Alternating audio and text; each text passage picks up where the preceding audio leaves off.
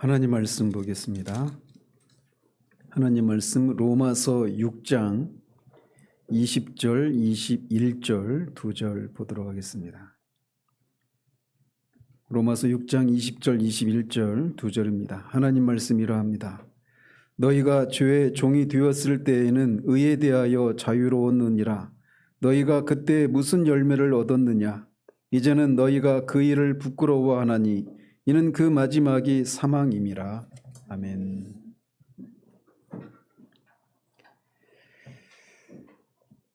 지난주에는 19절 하반절을 중심으로 우리의 지체를 의에게 종으로 내어주어서 거룩함에 이르라 라고 하는 이 말씀에 대해서 살펴보았습니다. 이어서 사도는 오늘 본문을 포함해서 이제 23절 끝까지 해서 부정과 불법이 아니라 의에게 우리의 지체를 내주어야 할 실제적인 원리를 부정적인 측면과 긍정적인 측면에서 제시하고 있습니다. 그중에 오늘 본문은 부정적인 측면에서 왜 우리가 우리 지체를 불의가 아니라 의에게 종으로 내주어서 거룩함에 이루어야 하는가, 또 그것을 어떻게 이룰 수 있는가에 대해서 우리에게 제시하고 있습니다. 즉 그는 우리의 지체를 의에 내주어서 거룩함에 이르라라고 하는 이 명령을 내린 후에 그것에 대한 어떤 근거, 교리를 제시하고 있는 겁니다. 그는 단순히 이렇게 해라 저렇게 해라 이런 명령을 내리는 것으로 그치지 않고 그렇게 해야 하는 원리를 또는 교리를 제시하고 있습니다. 이것은 사도가 보낸 이 모든 편지들에서 우리가 일관되게 발견하는 그의 논증인 것을 우리가 볼 수가 있습니다. 신자의 삶을 살아가는 데 있어서 이 두 가지, 즉 명령과 교리는 언제나 항상 함께 연결되어 있다라고 하는 것을 우리가 기억해야 합니다. 그래서 지난주에도 말씀드린 것처럼 성화의 원리 중에 하나가 무엇이라고 말씀드렸느냐면 성화의 삶은 이치에 맞는 것이다 라고 말씀드렸던 이유도 바로 여기에 해당이 되는 것이라고 할 수가 있습니다. 신약 성경에서 교리와 직접적으로 연결되지 않은 성화에 대한 교훈은 없습니다. 즉 성화는 교리로부터 논리적인 추론의 과정을 통해서 연역하는 과정을 통해서 나오는 것이다 라고 할 수가 있는 겁니다. 특별히 사도는 20절과 21절을 통해서 우리가 죄의 종이었을 때의 상태를 회상하게 하는 방식을 통해서 왜 우리가 우리 지체를 부정과 불법이 아니라 의에게 종으로 내주어야 하는가를 밝히고 있습니다. 먼저는 그는 20절에서 그리스도인이 아닌 사람의 상태와 조건을 다시 한번 상기시켜주고 있습니다. 즉 그리스도인이 아닌 사람은 죄의 종이었다라고 말을 하고 있습니다. 우리는 이미 이것에 대해서 앞에서 계속해서 살펴보았습니다.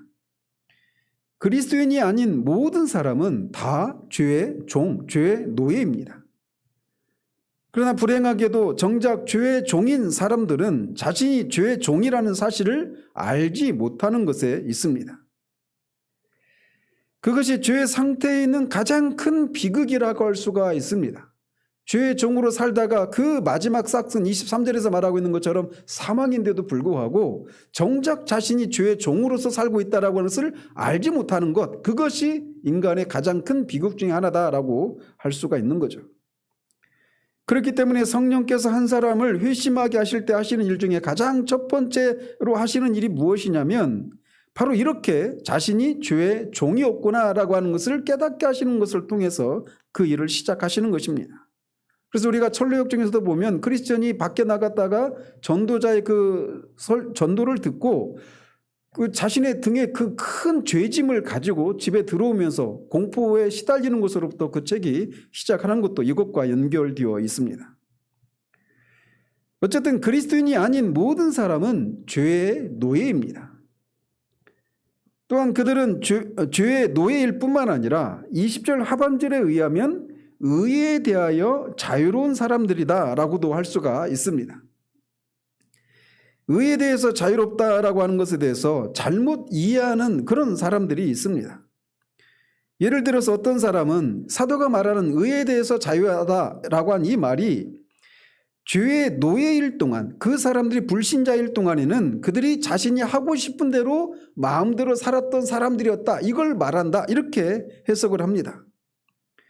그래서 그런 사람들의 경우에는 자신이 원하는 대로 무엇이든지 할 수 있고, 어떤 율법의 제재나 금지 조항에도 어떤 제재를 받는 것이 없이 그냥 자유롭게 자신이 하고 싶은 대로 살았다, 이것을 말한다라고 해석을 합니다.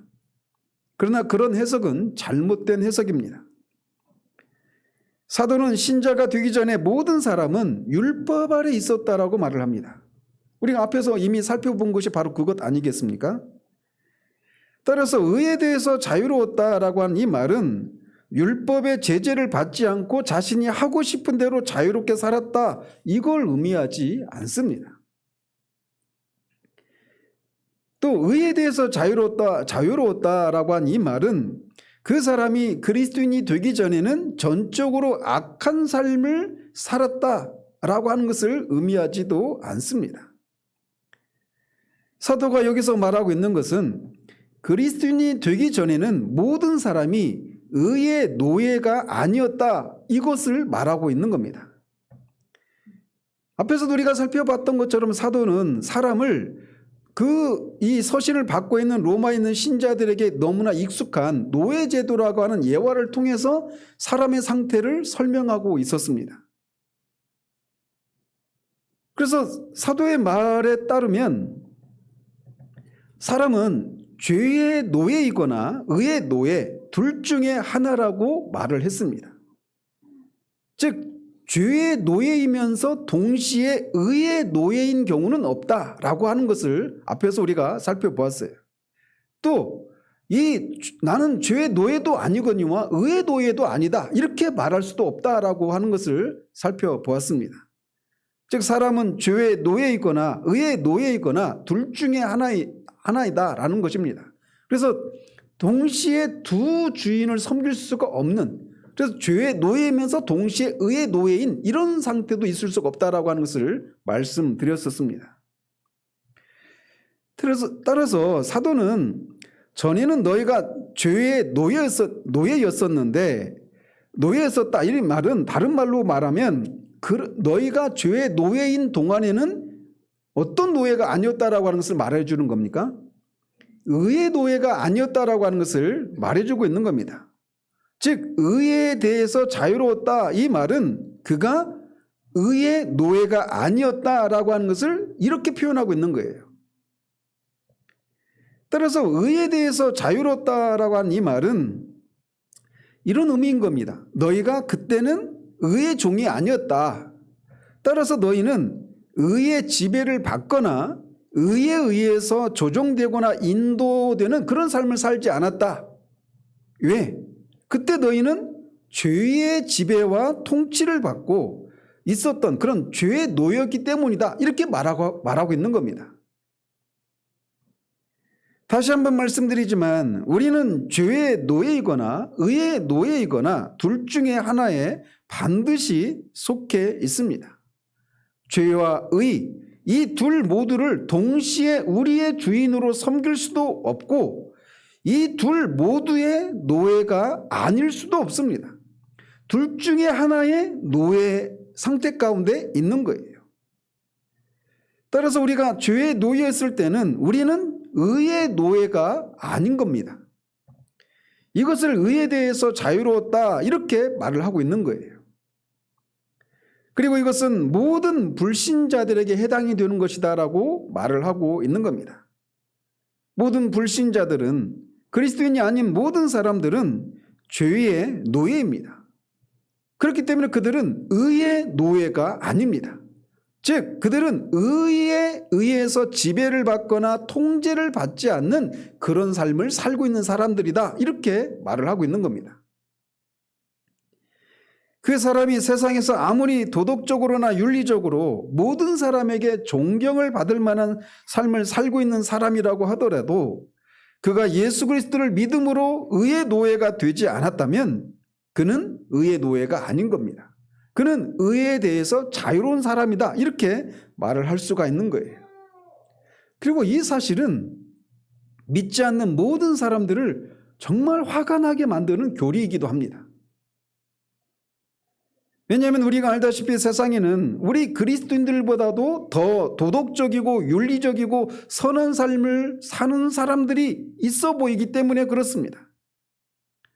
그래서 그들이 비록 불신자들인 것은 사실이지만 그런 사람들의 삶을 우리가 정직하게 들여다보면 그 사람들 중에는 매우 선하고 도덕적이고 자기를 희생하고 세상을 유익하게 하는 훌륭한 삶을 살았던 그런 사람들도 있단 말이에요. 그럼에도 불구하고 그가 불신자라면 그는 의와는 아무런 상관이 없는 사람이고 죄의 노예일 뿐이라고 성경은 말을 하고 있는 겁니다.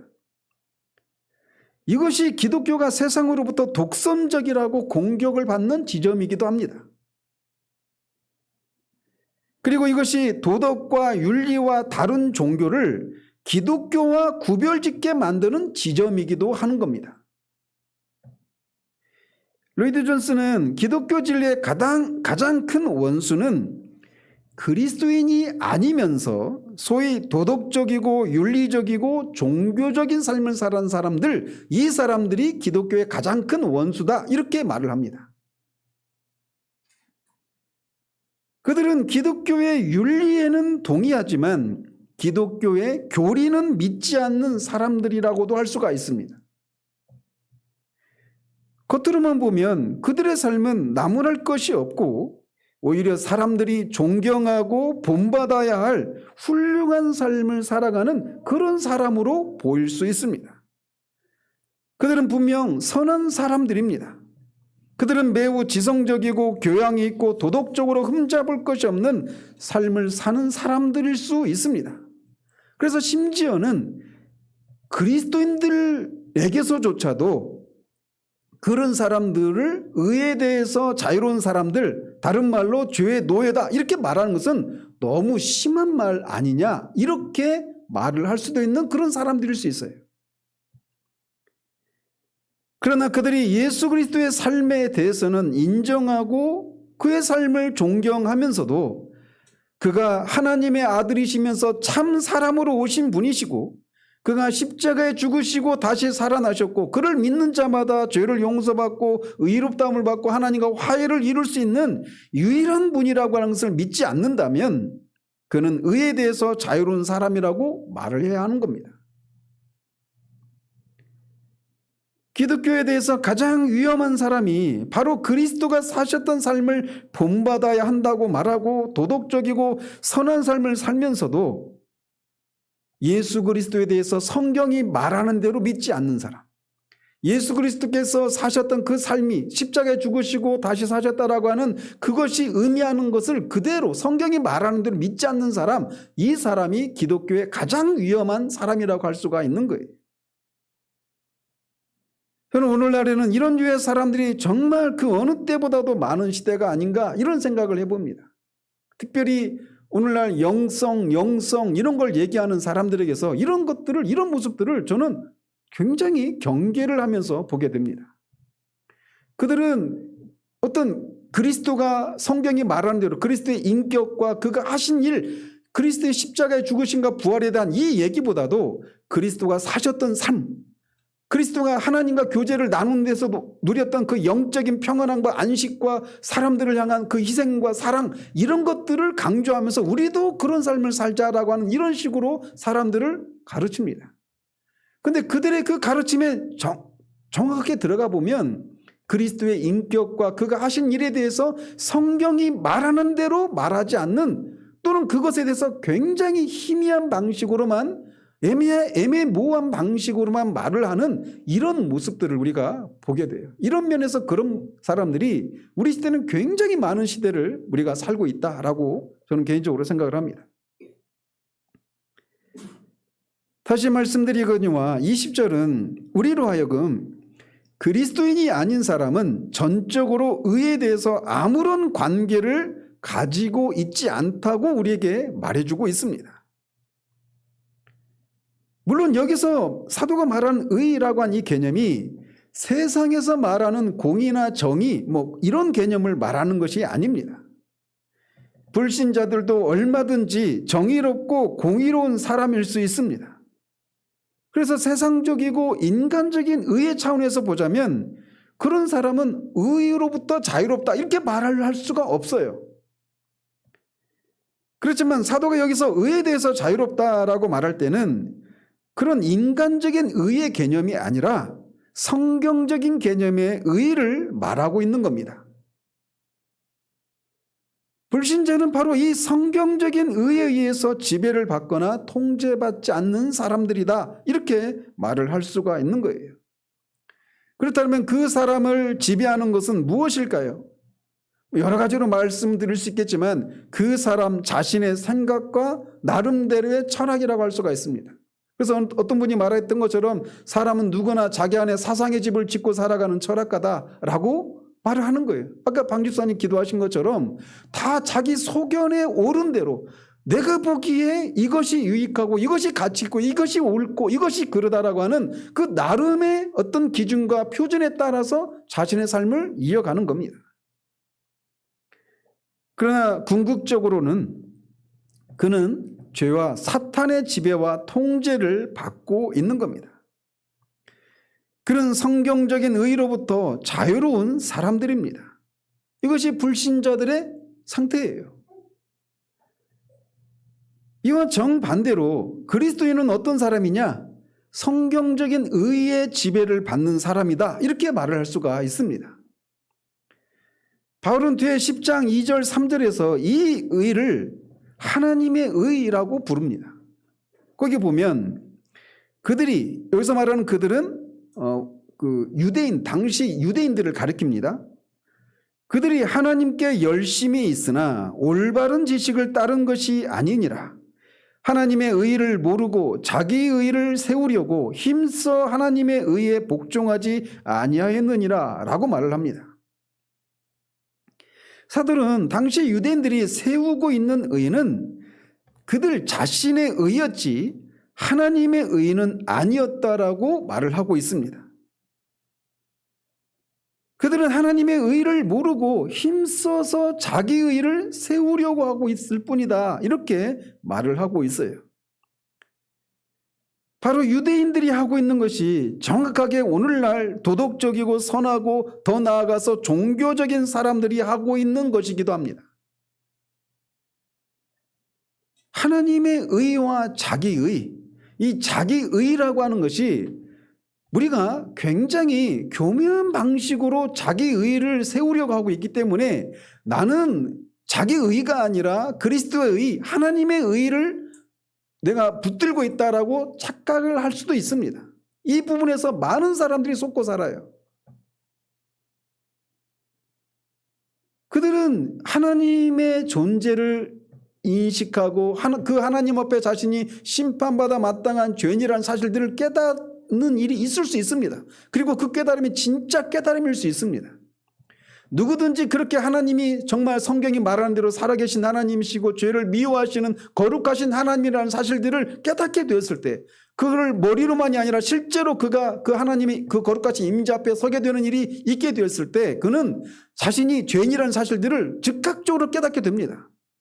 그리고 자신이 죄인이라는 것을 깨닫게 되었을 때 그는 즉각적으로 자연스럽게 어떤 삶으로 이어지느냐면 그 하나님의 심판을 받게 하는 죄를 짓지 않는 그런 삶을 살아가려고 애를 씁니다. 그리고 그 하나님의 심판에서 벗어나기 위해서 이런저런 삶을 경건한 삶을 살기 시작합니다. 그러나 그런 많은 사람들이 그렇게 자신이 하나님의 심판을 깨닫고 자신이 죄인이라는 것을 깨닫고 자신이 죄인인 것을 깨달았을 때 그 이후에 일어났었던 죄를 짓지 않고 경건한 삶을 살았던 그 체험들, 그 경험들, 그 삶의 변화들 이것들을 내가 그런 일이 있었기 때문에 나는 예수님을 믿고 있고 구원받았다 이렇게 착각하고 있는 사람들이 너무나도 오늘날 교회 안에 많아요. 제가 개인적으로도 말씀드린 것처럼 저 역시도 그런 세월을 4년을 보냈었습니다. 많은 사람들이 그렇게 하나님의 임재와 하나님의 그 거룩하신 임재 앞에서 자신의 죄인됨을 깨닫고 자기에게 일어난 그 변화들을 그것이 자신을 하나님 앞에 세워줄 수 있는 것처럼 그렇게 착각하는 경우들이 많단 말이죠. 제가 귀에 못이 박히도록 제가 말씀을 거듭 다시 한번 드리면, 제가 그 시간들 동안에 어떤 삶을 살았느냐면, 일주일에 한 권씩 경건서적을 읽고 1년에 한 번 내지 한 번 반씩 성경을 통독하고 있었고, 모든 공예배에 빠지지를 않았습니다. 제가 직장을 다니고 있었는데도 말이죠. 새벽에 개인적으로 일어나서 큐티를 하고 직장에 들어가고 모든 예배를 빠진 적이 없어요. 그리고 직장에서는 내가 신앙 때문에 술을 마시지 못하겠습니다라고 하는 이 사실 때문에 얼마나 그냥 세상에서 완전히 직장에서 왕따를 당하는 그런 삶을 살고 있었습니다. 어떻게 하든지 하나님의 마음을 아프게 해드리지 않고자 하는 그런 삶을 제 나름대로 열심을 내서 살았어요. 그러나 그것이 저를 하나님 앞에 세워주게 하지 못한다라고 하는 것을 깨닫는 데는 4년이라는 시간이 걸렸습니다.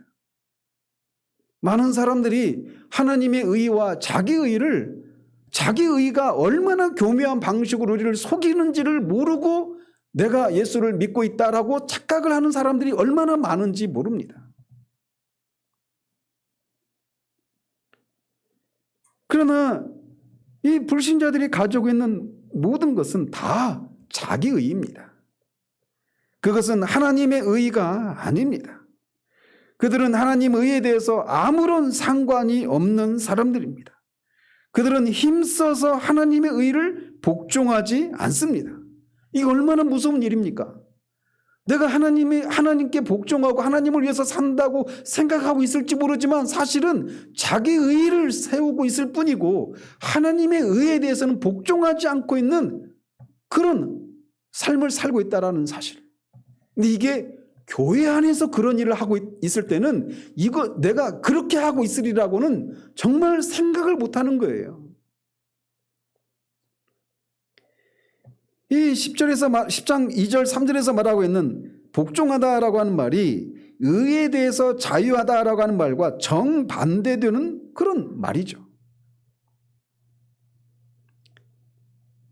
그러나 우리 그리스도인들은 하나님의 의에 복종하며 그것이 우리를 지배하는 그런 사람들이라고 할 수가 있습니다. 따라서 여기서 자유하다라고 한 이 말은 의가 우리 위에서 왕노릇하지 못한다 이런 의미를 가지고 있는 거죠. 그것이 우리의 삶의 주도적인 원리가 아니라고 하는 것을 뜻하는 겁니다. 모든 불신자들은 하나님의 의에 복종하지 않고 그것의 지배를 받지 않는 사람이다 이렇게 말할 수가 있는 거예요. 따라서 이 결론은 자연스럽게 불신자이면서 도덕적이고 선한 사람들이 가지고 있는 것은 하나님의 의가 아니라 자기 의를 가지고 있을 뿐이라고 하는 결론에 도달하게 됩니다. 그런데 이 자기 의에 대해서 성경은 참된 의가 아니라고 말하고 이사야서 64장에 보면 우리의 의는 다 더러운 옷 같다 이렇게 말을 합니다. 도덕적이고 선한 사람들이 가진 의가 다 이렇게 더러운 옷 같다라고 말을 하고 있는 거예요. 아무리 그가 훌륭한 삶을 산 사람이라고 하더라도 그가 불신자라면 그의 의는 다 더러운 옷과 같고 아무런 가치가 없다라고 말을 하고 있는 겁니다. 사도 바울은 빌립보서에서 그런 자기 의를 배설물과 같다 이렇게 말을 합니다. 바울 자신도 그리스도 밖에 있었을 때는 율법의 의로는 흠이 없는 자라고 그렇게 자신을 생각했던 사람이었습니다. 그렇지만 다메섹 도상에서 부활하신 그리스도의 영광이 빛앞에서 자신이 붙들고 있었던 이 모든 것들이 아무런 가치가 없다라고 하는 것을 알게 되었던 거죠. 이처럼 그가 아무리 도덕적이고 윤리적이고 종교적이고 선한 삶을 산다 하더라도 하나님의 의를 붙들고 있지 않더라면 그것에 복종하지 않고 있다라면 그가 붙들고 있는 그 모든 의는 다 더러운 옷과 같다라고 말을 하고 있는 거예요. 그러나 이런 말은 사도 바울이 독선적인 사람이기 때문에 유독 바울만 그렇게 말하는 것이 아니라고 하는 것을 알아야 합니다. 우리 주님도 누가복음 19장에 나오는 이 바리새인과 세리의 그 비유에서 말하고 있는 것처럼 그렇게 그 바리새인의 경우를 주님이 책망하셨던 것처럼 자기 의를 붙들고 있는 사람들이, 자기 의라고 하는 것은 하나님 앞에 자신을 어떻게도 세워주지 못한다라는 것을 말씀해 주고 있습니다. 누가복음 16장 15절에 보면 너희는 사람 앞에서 스스로 옳다 하는 자들이나 너희 마음을 하나님께서 아시나니 사람 중에 높임을 받는 그것은 하나님 앞에 미움을 받는 것이니라 라고 말씀하십니다.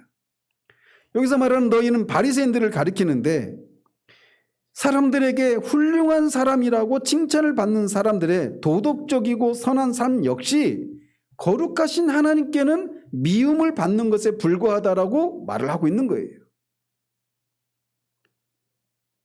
이것이 의에 대해서 자유롭다라고 하는 말의 의미입니다.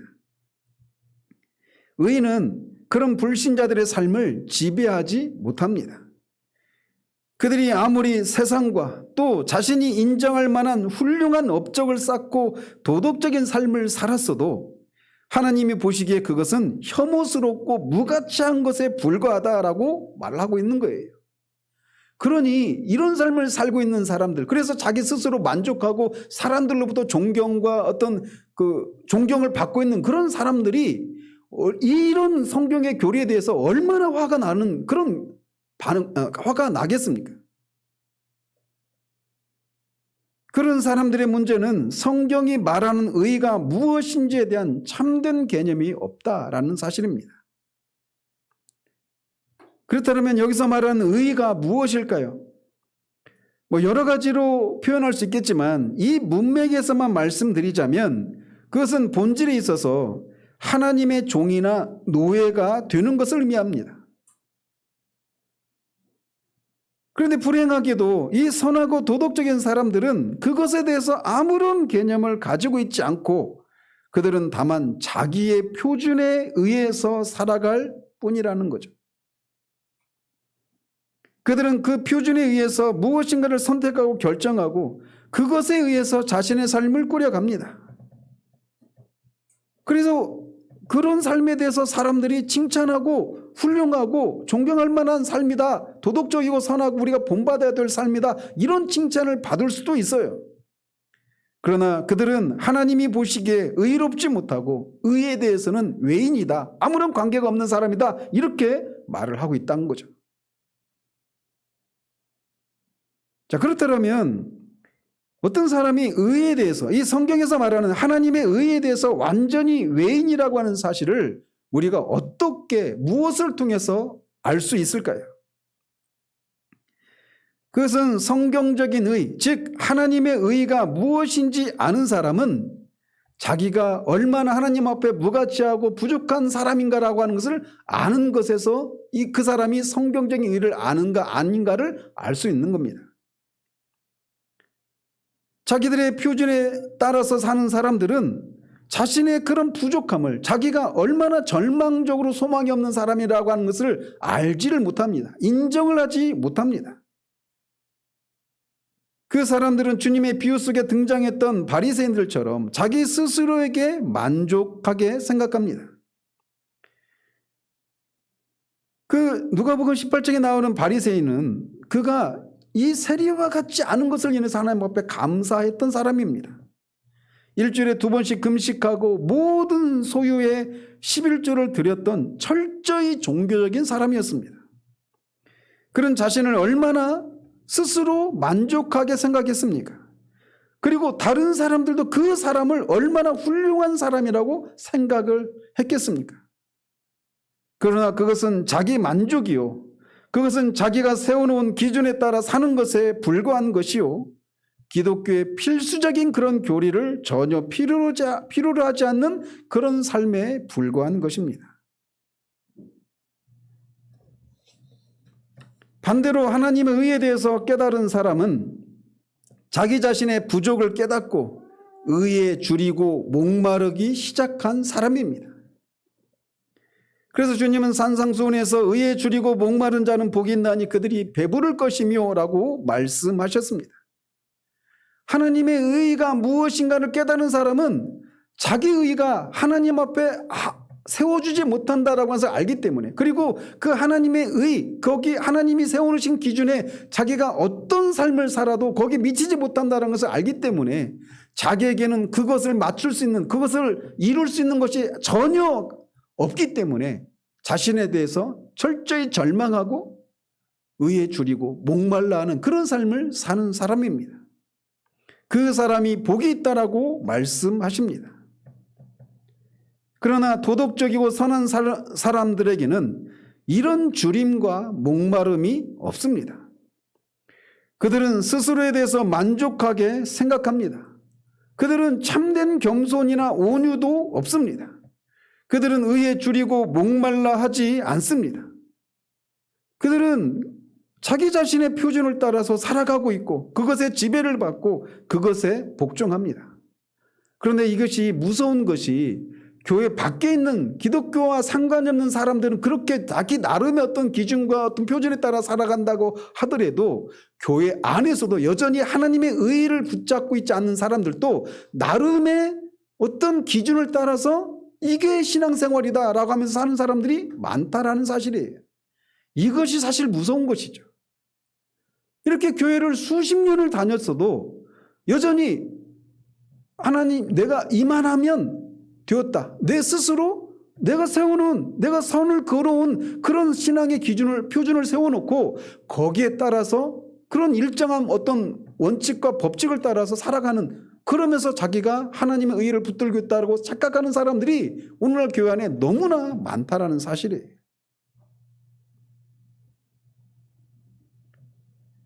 그러나 그런 사람들은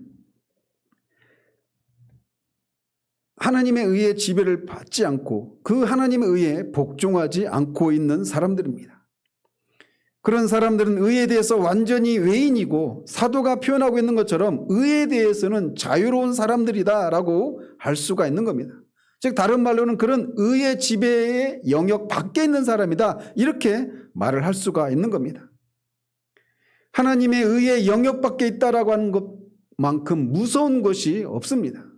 이것은 결국 그가 하나님의 생명에서 떠나 있다라고 하는 것을 의미하기 때문에 그렇습니다. 우리가 성화에 이르는 삶을 살게 하는 실제적인 원리는 이렇게 우리가 전에는 이런 사람들이었고 그때 우리는 하나님이 보시기에 미움을 받는 삶을 살았던 사람이었다라고 하는 것을 회상하는 것을 통해서 이루어지는 거예요. 따라서 우리는 이런 과거의 삶을 생각하는 것을 통해서 우리는 더 이상 우리 지체를 부정과 불의에 내줄 수가 없다라고 하는 것이 20절에서 말하고 있는 성화의 실제적인 원리다, 이렇게 말을 하고 있는 겁니다. 이어서 21절에서는 이렇게 말을 합니다. 너희가 그때 무슨 열매를 얻었느냐? 이제는 너희가 그 일을 부끄러워하나니 이는 그 마지막이 사망임이라 라고 말을 합니다. 여기서 사도는 의에 대해서 자유로운 사람들의 삶의 유형을 세 가지 측면에서 말을 하고 있습니다. 첫 번째로 사도는 그리스도인이 아닌 사람들의 삶의 첫 번째 특징을 너희가 그때 무슨 열매를 얻었느냐라고 하는 말을 통해 그 불신자들의 삶의 특징을 열매가 없는 삶이다, 이렇게 말을 하고 있습니다. 너희가 그때 무슨 열매를 얻었느냐 이렇게 말을 하고 있지만 이 말의 결국 이 질문 안에는 너희들이 그렇게 의에 대해서 자유로운 삶을 살았을 때는 어떤 열매도 맺지 못했다, 이런 의미가 함축되어 있는 겁니다. 즉 그들은 아무런 유익이나 가치가 없는 삶을 살았다, 이렇게도 말을 할 수가 있는 겁니다. 성경은 불신자들의 삶에 대해서 계속해서 우리에게 그들의 삶은 열매가 없는 삶이다, 아무런 유익이나 가치가 없는 삶이다, 이렇게 말을 하고 있습니다. 그리고 이것은 전도서 기자의 깊은 탄식이기도 합니다. 솔로몬은 전도서 1장 3절에서 해 아래에서 수고하는 모든 수고가 사람에게 무엇이 유익한가라고 묻습니다. 다양한 종류의 수고를 하죠. 우리도 이 지난 한 주 동안도 가정에서, 직장에서, 학업에서 우리가 나름대로 이런저런 수고를 했습니다. 그런데 해 아래서 수고하는 모든 수고가 정작 그 수고하는 사람에게 무엇이 유익한가? 이렇게 1장 3절에서 물어요. 그리고 뒤에 2장 11절에서는 또 이렇게 묻습니다. 그 후에 내가 생각해 본즉 내 손으로 한 모든 일과 내가 수고한 모든 것이 다 헛되어 바람을 잡는 것이며 해 아래서 무익한 것이로다. 이렇게 답을 합니다. 아무것도 아니라는 거예요. 해 아래서 하는 사람의 모든 수고가 바람을 잡는 것 같다라는 겁니다. 바람을 잡는 것 같았지만 어느새 바람은 손에서 빠져나가고 아무것도 남지 않는, 아무것도 아닌 삶이 불신자들의 삶이다. 이렇게 말을 하고 있는 거죠. 또 3장 9절에서는 일하는 자가 그의 수고로 말미암아 무슨 이익이 있으랴 이렇게 탄식을 합니다. 5장 16절에서는 이것도 큰 불행이라 어떻게 왔든지 그대로 가리니 바람을 잡는 수고가 그에게 무엇이 유익하랴. 결론 내리기를 헛되고 헛되며 헛되고 헛되니 모든 것이 헛되도다 라고 결론을 내립니다. 솔로몬은 많은 그런 시련과 경험을 하고 나서 그의 노년에 이런 탄식을 쏟아내고 있는 겁니다. 우리가 알다시피 그는 전무후무한 지혜를 소유했던 사람이었습니다. 그는 많은 학문에 열심을 내었던 사람이었고 많은 것들을 배우기를 애를 썼고 모든 것들을 즐기고 경험했던 그런 사람이었습니다. 가장 큰 부를 누렸던 사람이었고 이스라엘 역사에서 가장 큰 영광을, 권력을 누렸던 사람이었어요.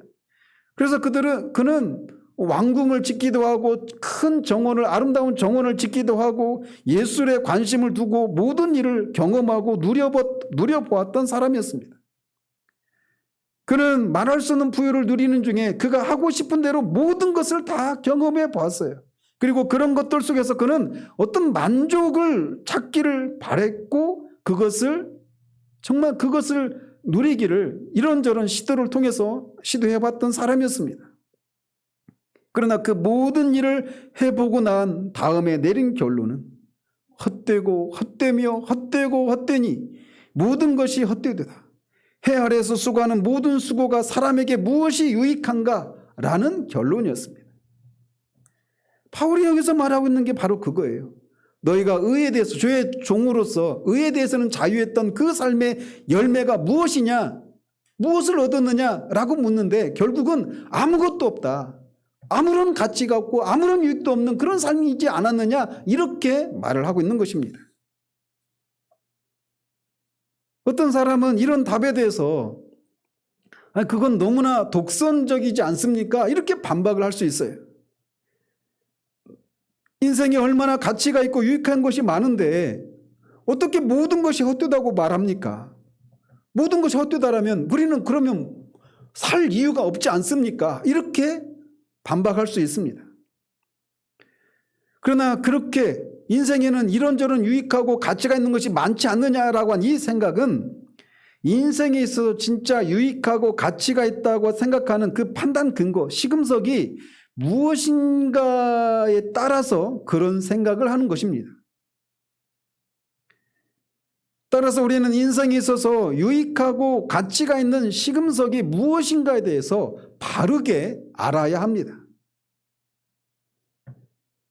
먼저 부정적인 측면에서 보자면 많은 사람들은 인생에 유익하고 가치가 있는 것을 가장 첫 번째로 붙들고 있는 시금석이 무엇입니까? 그것이 우리에게 즐거움과 행복을 가져다 주는가? 이것이 인생에서 유익하고 가치가 있는 것인가 아닌가를 판단하는 첫 번째 시금석으로 모든 사람들이 그것을 제시하고 있습니다. 어떤 것이 우리에게 즐거움과 행복을 가져다 주는가? 이게 정말 인생에 유익하고 가치가 있는 그런 시금석으로 첫 번째 자리를 차지할 수 있는가라는 거죠. 결론은 아니라는 겁니다. 이런 즐거움과 행복은 참된 시금석이 될 수가 없습니다. 인생에 유익하고 가치가 있는 것에 대한 참된 시금석으로 즐거움과 행복이 그 자리를 차지할 수가 없단 말이에요. 왜냐하면 죄된 삶도 일종의 즐거움과 행복을 가져다 주기 때문에 그렇습니다. 만약에 죄된 삶이 즐거움과 행복을 가져다 주지 못한다면 사람들은 결코 그런 죄악된 삶에 빠져들지 않을 겁니다. 왜 사람들이 마약에 빠져들까요?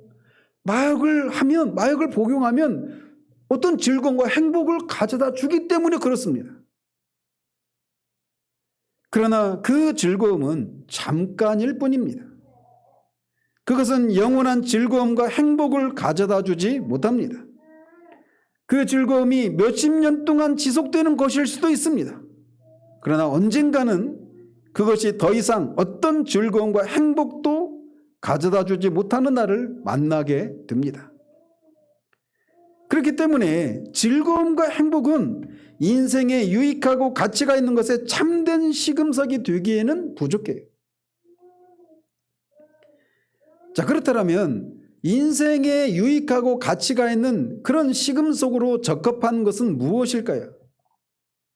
여러 가지로 말씀드릴 수 있겠지만 성경적인 개념에서 말씀드리자면 그것이 참된 만족을 가져다 주는가를 통해서 그것이 참된 시금석인가 아닌가를 알 수가 있습니다.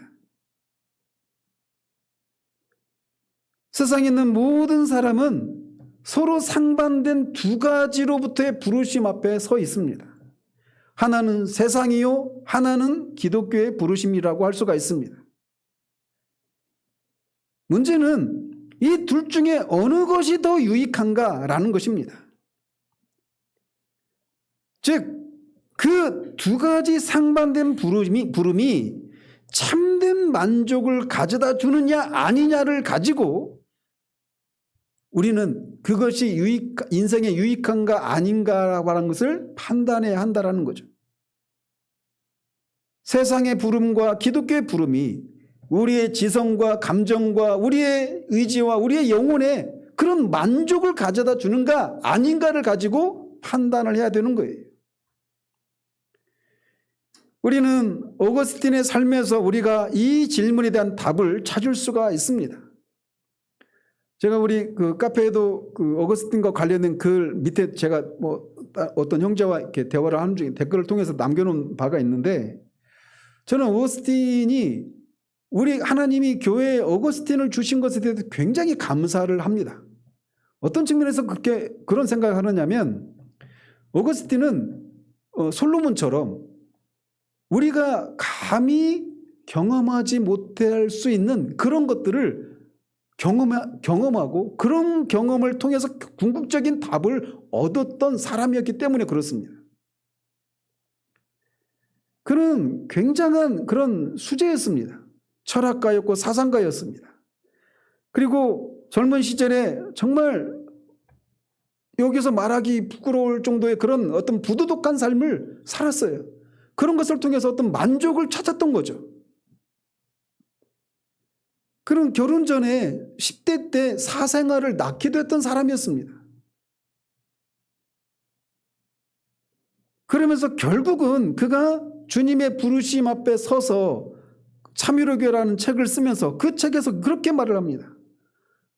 아버지가 당신은 당신을 위해서 우리를 지으셨습니다. 우리의 영혼이 주 안에서 안식을 찾기 전에는 참된 안식이란 없습니다. 아버지여 내가 주님의 품으로 날아가나이다. 그는 하나님이 아닌 세상 속에서 안식을 찾고 만족을 추구했던 사람이었습니다. 그는 당대 어떤 수사학을 통해서 그가 유명해지고 그렇게 유명해지고자 하는 그런 욕구가 있었던 사람이었어요. 그러나 그런 지적인 추구에서도 그는 참된 안식을, 참된 만족을 찾을 수가 없었고 그런 쾌락과 부도덕한 삶을 속에서도 그런 것을 찾을 수가 없었습니다. 거기에는 참된 만족이 없었던 거예요. 이 어거스틴의 삶이 그리스도 밖에 있었을 때 어거스틴의 삶을 우리는 오늘날 우리들의 세상 속에서 너무나도 쉽게 많이 발견하고 있습니다. 지금 우리는 인류 역사 가운데 가장 높은 수준의 교육을 받고 가장 높은 수준의 문명을 이룬 세상에 살고 있습니다. 흔히 그런 얘기 하지 않습니까? 오늘날 우리나라의 그 대학생들, 이 청년들의 스펙이 단군 이래 최대 그런 스펙이라고 말을 하지 않습니까? 그런 것처럼 우리나라 역사만 가지고 보더라도 우리가 이렇게 부유하고 풍요로운 시대를 산 적이 없습니다. 그러나 그럼에도 불구하고 세상에 안식이 없고 거기에 살고 있는 사람들 역시 안식이 없습니다. 과거에는 높은 지위에 있거나 돈이 많은 사람들에게나 허락되었던 그런 각종 유흥과 쾌락이 거의 모든 사람들에게 허락된 시대를 살아갑니다. 엊그저께 유튜브에 보니까 썸네일에 남한의 중산층, 북한의 1%에 해당되는 사람들이 남한의 중산층의 삶보다도 못하다, 이런 썸네일이 있더라고요. 탈북 유튜버 썸네일인데, 심지어 지금 우리가 살고 있는 삶의 수준은 옛날에 왕들이나 누렸던 그런 삶을 우리가 살고 있는 겁니다. 그렇잖아요. 어떤 면에서 보면 세탁기, 냉장고, 이것만 해도 옛날에는 꿈도 못 꿨던, 왕들도 누리지 못했던 것들입니다. 그러나 세상은 끊임없이 이것에서 저것으로 옮겨가면서 계속해서 만족을 누리기를 원하지만 참된 만족을 누리지를 못하고 여기저기서 공허함과 탄식이 끊이지를 않습니다. 저도 이제 나이가 들어가고 저희 부모님들 80대, 90대 막 이런 부모님들의 모습을 보면서 이런 것들을 봐요. 그렇게 80년, 90년을 사셨지만 어디에서도 그 영혼을 만족시켜주는 것을 발견하지 못한 채, 그 원인이 무엇이고 어디에서 답을 찾을지를 모른 채 탄식과 공허함 속에서 인생의 헛됨을 인해서 고통스러워하는 이런 모습을 옆에서 봅니다. 솔로몬보다 더 많은 것을 경험할 수 있었던 사람이 누가 있겠습니까?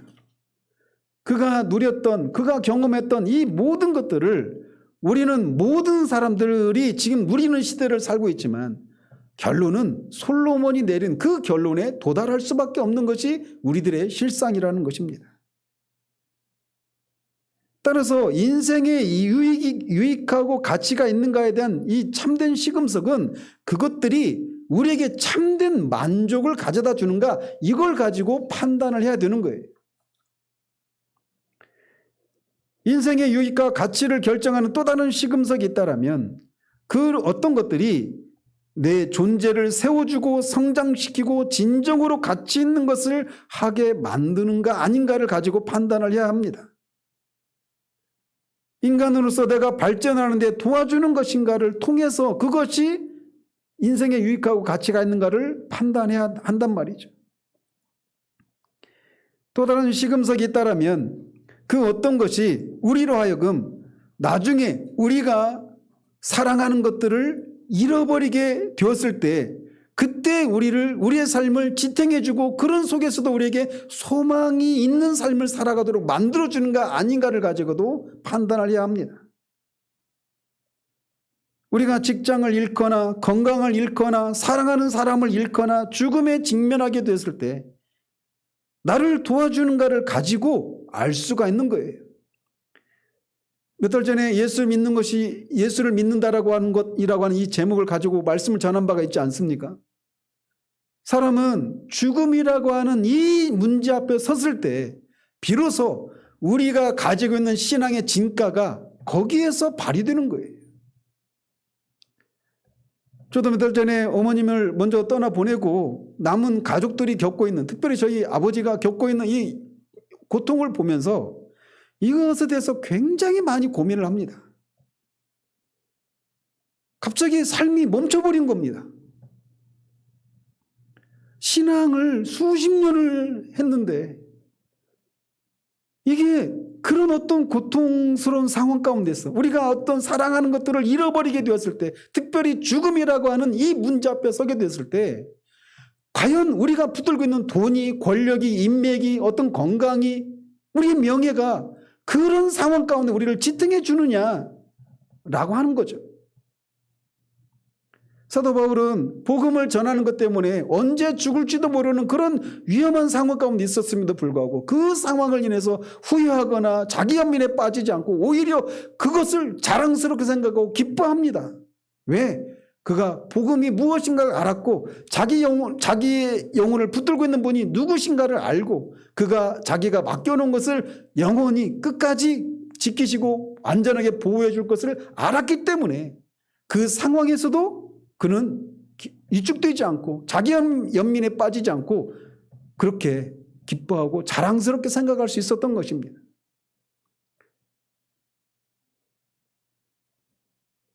이렇게 그것이 우리가 이렇게 사랑하는 것들을 잃어버리게 되는 그런 상황 가운데서 우리의 삶을 지탱해 주는 것을 넘어서서 소망 가운데 우리를 살 수 있도록 만들어주느냐, 그런 기준을 가지고 그것이 인생에서 유익하고 가치가 있는가를 판단해야 한다는 말이죠.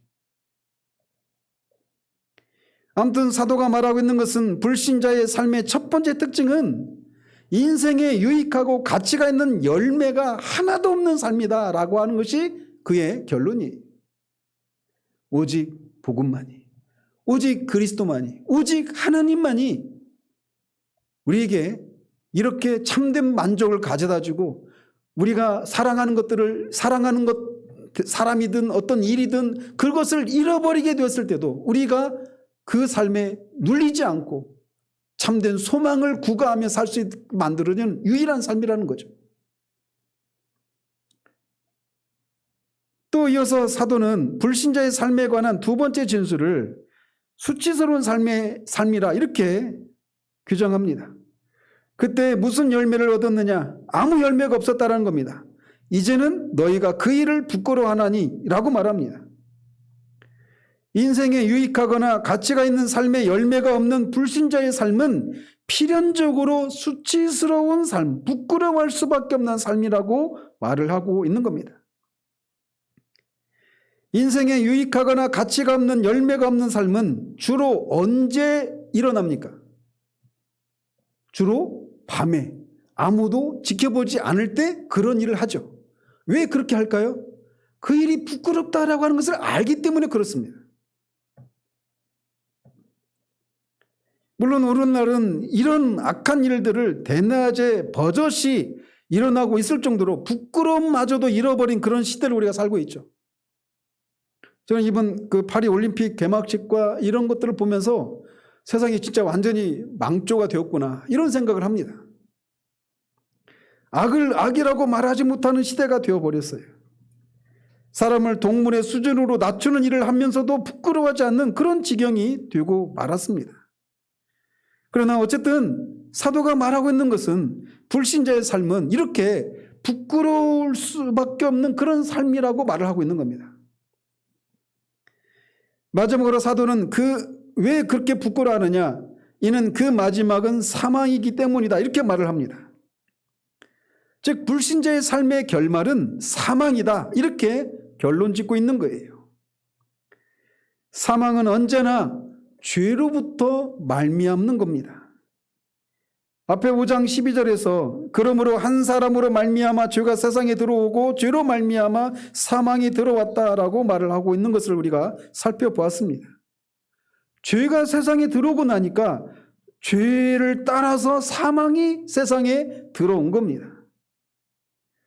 즉 사망은 죄가 세상에 들어오지 않았다면 들어오지 않았을 거라는 거죠. 우리는 앞에서 이미 거기서 사도가 말하는 사망이 무엇인가를 살펴본 바가 있습니다. 사도가 말하는 사망은 육체의 죽음도 포함하고 영적인 죽음도 포함합니다. 그러나 본질적으로 그가 말하고 있는 것은 하나님의 생명과 분리되는 것을 의미하는 겁니다. 타락하기 전에 아담이 가지고 있었던 가장 고귀한 것이 바로 이것이었죠. 하나님과 영적인 교제를 나누는 것. 하나님의 뜻을 분별할 수 있는 지성과 하나님의 뜻을 즐거워하는 거룩함과 하나님의 뜻을 실천할 수 있는 의를 소유한 하나님의 형상으로 지음받은 존재였어요. 그는 하나님 안에서 참된 만족을 누리고 안식을 누리고 하나님을 즐거워하는 그런 상태 가운데 있었고, 그것이 인간의 가장 고상한 모습이었습니다. 가장 영광스러운 모습이었죠. 그러나 그가 죄를 짓는 순간 그는 이런 하나님과의 접촉을 잃어버렸고 하나님께 대해서 죽어버렸습니다. 아담의 후손된 우리도 다 이렇게 태어나면서부터 이렇게 영적으로 죽은 상태로 영적인 사생아로 태어나게 됩니다. 사산아로 태어나게 됩니다. 사도가 말하는 여기서 사망은 육체의 죽음도 포함합니다. 그러나 더 큰 문제는 하나님으로부터 분리되는 거예요. 이렇게 사도는 죄의 종으로서 의에 대해서 자유로웠을 때의 삶, 이 불신자의 삶의 특징을 세 가지로 언급하고 있어요. 열매가 없는 삶이었고, 부끄러운 삶이었고, 또 사망에 이르는 그런 헛된 삶이었다라는 겁니다. 이것을 통해서 사도는 우리가 우리의 지체를 부정과 불법이 아니라 의에게 내주어서 거룩함에 이루는 이 실제적인 원리를 우리에게 제시해주고 있는 거예요. 어떤 방식으로? 우리가 이렇게 의에 대해서 자유로웠을 때, 다른 말로는 죄의 노예였을 때 우리의 삶이 어떠했었는가를 돌아보라는 겁니다. 우리의 삶은 전혀 무가치하고 유익한 것이 없는 열매 없는 삶이었다라는 겁니다. 그런데 그런 삶을 살았다가 이제 다른 삶을 살 수 있게 되었는데 너희가 어떻게 너희 지체를 죄에게 내어줄 수가 있느냐, 이런 원리를 우리에게 제시해주고 있는 거예요. 너희가 그렇게 의에 대해서 자유로웠을 때 이렇게 부끄러운 삶의 열매밖에 없었는데 어떻게 더 계속해서 죄 가운데 거할 수 있느냐라는 것입니다. 그런 삶을 살았을 때 삶의 결론은 사망으로 이어지는, 하나님으로부터 분리되고 하나님의 생명에서 떠나 있는 그런 헛된 삶을 살 수밖에 없었는데 어떻게 너희가 죄를 짓는 그런 삶을 살 수 있느냐, 이렇게 말을 하고 있는 거예요. 그래서 우리가 성화를 이루어가는 데 있어서 첫 번째 원리를 우리에게 제시해주고 있는 겁니다. 우리가 죄의 종이었을 때 그 삶의 열매가, 그 특징이, 그 결론이 무엇이었는가를 상기하는 것을 통해서 우리가 이런 삶을 살 수가 없구나, 살아서는 안 되는구나 라고 하는 것을 알게 되는 방식을 통해서 성화를 이루어간다는 겁니다. 그래서 우리가 어떤 유혹이 우리 가운데 밀려올 때 이런 생각을 하는 것이 해야 한다는 것이죠. 그래서 사도 베드로전서 4장에서 말하고 있는 것처럼 너희가 그리스도 밖에 있을 때 술 취함과 방탕함과 정욕과 쾌락에 내어주고 이방인과 같은 그런 삶을 살았던 그것이 그때로 족하다. 더 이상 너희들은 그렇게 살아서는 안 되는 존재라고 하는 것을 상기하는 것을 통해서 이 죄를 짓지 않는, 죄를 이기는 그런 삶을 살 수 있다라고 말을 해주고 있는 거예요. 구체적으로 죄를 어떻게 죽이고 이기는가, 이 얘기를 들어가기 전에 원론적으로 큰 숭배 차원에서 우리가 죄의 노예이고 의에 대해서 자유로웠을 때 그 삶의 특징을, 그 삶의 열매가 무엇이었는가를 우리가 돌아보는 것을 통해서 더 이상 그 죄를 돌아보지 않는, 죄의 유혹을 죄가 우리에게 올 때마다 어떤 즐거움과 행복을 약속하죠. 그런데 그것은 잠깐에 불과하고 결국은 우리에게 헛된 그런 공허함만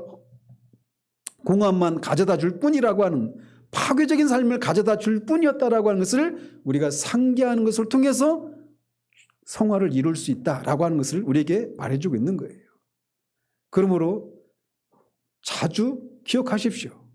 우리가 그리스도만을 바라보는 일도 우리가 해야 하겠지만 우리가 그리스도 밖에 있었을 때 우리의 삶이 어떠했었는가라고 하는 것을 자주 상기하는 것을 통해서 우리가 더 이상 이렇게 부끄러운 삶을, 개가 토했던 곳으로 돼지가 누웠던 자리로 더 이상 돌아갈 수가 없다라고 하는 사실들을 우리가 일깨움을 통해서 죄된 삶을 살지 않게 될 수 있다라고 말해주고 있는 겁니다.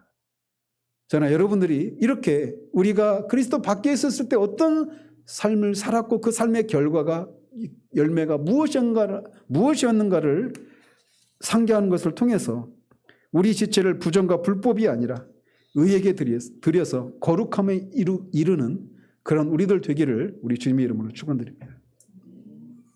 하나님 아버지, 우리가 얼마나 잊기 쉬운 존재인지 모릅니다. 우리가 어디에서 구원을 받았는지, 구원받기 전에 우리의 삶이 얼마나 헛되고 헛된 삶이었는지, 그 어떤 것 속에서도 우리에게 참 우리 전 존재에게 만족을 주는 것이 아무것도 없었던 것을 우리가 얼마나 자주 잊는지요. 우리가 사랑하는 것들을 잃어버렸을 때 그 어떤 것도 우리의 삶을 지탱해 주거나 그런 것들 속에서도 그 상실의 아픔 속에서도 소망을 구가해 주게 만들었던 그 어떤 것도 없었던 것을 우리가 얼마나 자주 잊는지요. 우리가 오직 복음이, 오직 그리스도만이, 오직 하나님만이 우리에게 참된 만족과 열매가 있는 삶을 보장해 준다는 사실들을 자주 잊어서 하나님 우리 지체를 다시 죄와 부정에 내어주는 그런 것을 통해 하나님의 마음을 아프게 드리는 어리석음을 우리가 범하지 않기를 원합니다. 그것을 위해서 오늘 우리에게 말씀을 통해서 우리가 죄에 놓여있을 때 그 삶의 특징이 열매가 결론이 무엇이었는가를 상기하는 것을 통해서 우리 지체를 부정과 불법이 아니라 의에게 내주어 거룩함에 이룰 수 있다라고 하는 것을 말씀을 통해 우리에게 교훈해 주셨음을 감사합니다. 우리가 다시금 이 교훈을 자주 묵상하고 자주 기억하는 우리들 될 수 있도록 도우셔서 하나님 우리 지체를 더 이상 부정과 불법에 내어주지 않고 의에게 내주어서 하나님이 기뻐하시는 성령의 열매를 참된 만족을 누리는 우리들 될 수 있도록 도우시기를 원합니다. 예수 그리스도 이름으로 기도합니다. 아멘.